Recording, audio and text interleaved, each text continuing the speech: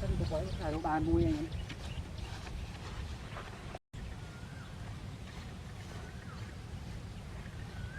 Ui, gọt rắn. Trời má ơi, tại chứ.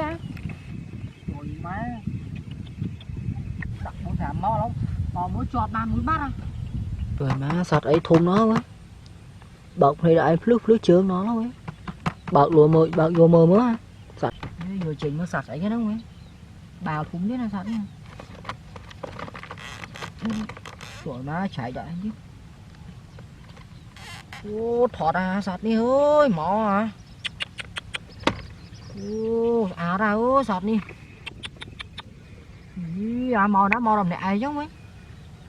À ra. Vừa liền vô với nha sạt đi ha. Nặt với cho ruột té. Rồi dạ vui. Liền vô với nha.